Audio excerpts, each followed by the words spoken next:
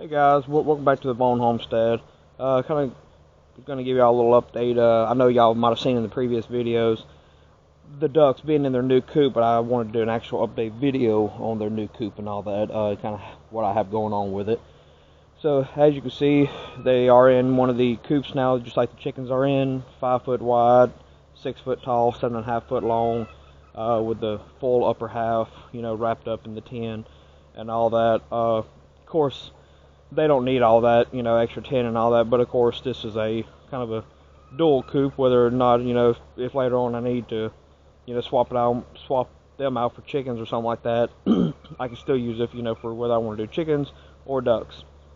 For any of y'all that may, trying to consider the kiddie pool, little mini pond for them to play in and all that, and wondering about as far as the messiness of having to drain it, this is something that I'm doing.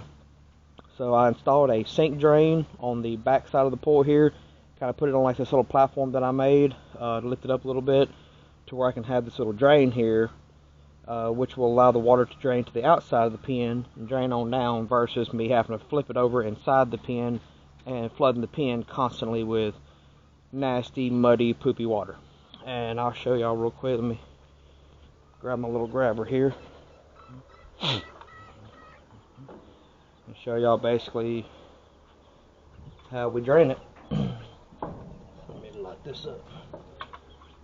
So basically, you may can see it in the video, but right there you can kind of see the drain, and I'm just going to reach in there with my grabber, grab the, I guess you could call it the stopper, and rinse it off. And it's just literally a sink stopper, just like you use for your kitchen sink. Lay that to the side, and as you can see, going out the back side is all the old dirty water. That's just going to drain right on out the back. Of course, they have their little water cups here, but what we were having issues with is whenever they jump out of the pool, they were knocking the cups over, and it did kind of drain in here the other day. So in a couple days I'll be off, and I'm going to relocate this and put it along that wall there instead of having it on the back. That way they can quit knocking it over, which of course they mainly drink out of the little pool here anyways. Let me grab the water hose here and kind of show you the simple way that, now I'm able to drain the pool. Or not, my bad. Not drain it, but clean it out. So like I said, having it up on this platform here,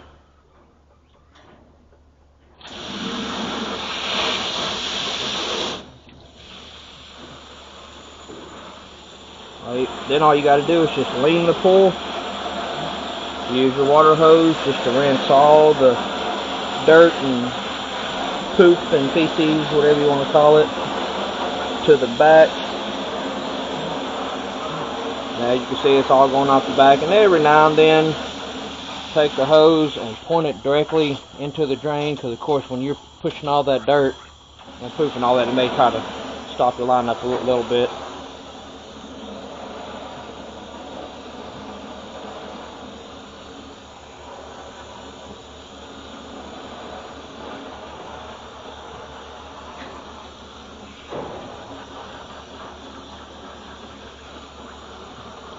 As you can see, the main reason that the water gets dirty is from them walking on the dirt and then jumping in and out of the pool. As you can see, it's a lot of sand and grit and stuff that gets up in the pool, which is the main thing that gets it dirty. And every now and then you're going to end up with a leak or something in, of course, in your drain. Of course, you want to make sure you get any leaves or whatever out of there. And this is of course, once we're done using the sprayer, we want to be able to, just use the regular hose for filling it without the sprayer. Yeah, once you're done, you literally just pop your stopper back in there. And of course, a lot of people want to kink the line. That's what I was doing. But of course, that puts little knots and stuff and can weaken your hose over time. So what I did, I just installed this little three-way right here. Hook it up to the water hose. And basically, I can either allow my nozzle side for, of course, the jet spray and all that kind of stuff, or to fill up the pool. up just open up the other side. They fill the full one up.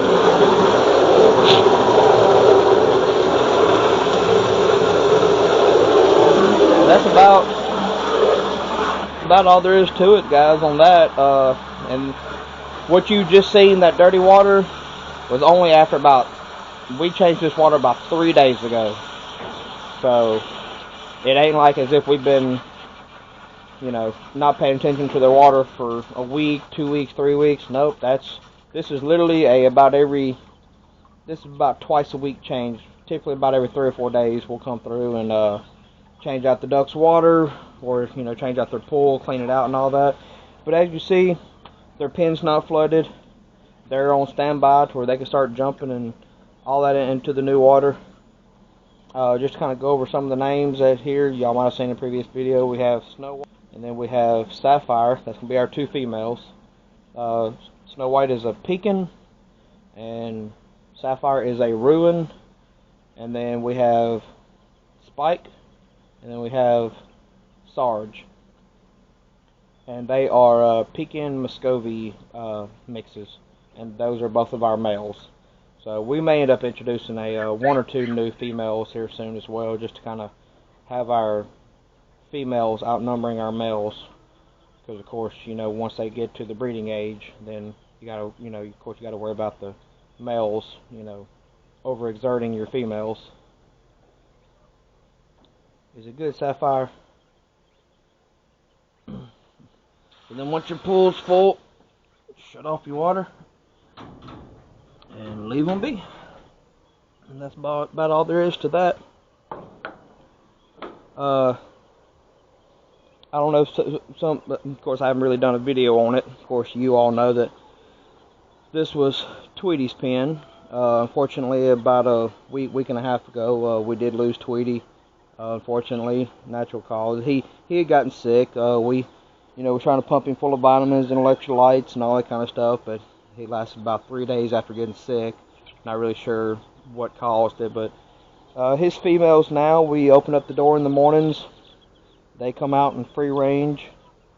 The other one's somewhere. Yep, there she is. This seems to be our sweetest one. She'll actually let us pet her a good bit. These two here really don't care for it. And then here soon, we'll have another coop that's going to go on down here at the end, and that's where the whites will go. They're in a temporary housing at the moment, but like I said, hope you guys enjoy. As far as, yeah, of course we have videos showing that the ducks are free rangers, but since we have the new coop, because the first day that we got rid of their old coop that used to be over here, we come home that evening and all of them were sitting right over here in the empty spot, basically wondering where their coop was. So we're leaving them in here for about a week, plus of course we got the new female as well. So kind of let Sapphire bond with them, as well as let them learn that this is their new coop. That way in the evening times they'll do like they were before. Every morning we let them out. Every night they go back in and we shut them up, to keep them protected from the predators and stuff, of course, at night while they sleep. Same thing that we're doing with Tweety's hens. They literally go right back into their coop right at about dark, maybe before dark, and put themselves up. And we just lock up the door every night. So if you guys have any questions or concerns, please hit me up in that comment section. I'd love to hear y'all's opinions or thoughts. If this video, was some good advice for you, again, hit me up in the comment section. Let me know that. Where I'll know that these videos are continuing to be helpful for all you out there, that may be having some of these same issues. Of course, if you don't mind, hit that subscribe button for any, that way you can keep up with any other helpful videos in the future that I'll be doing. Other than that, y'all have a good one.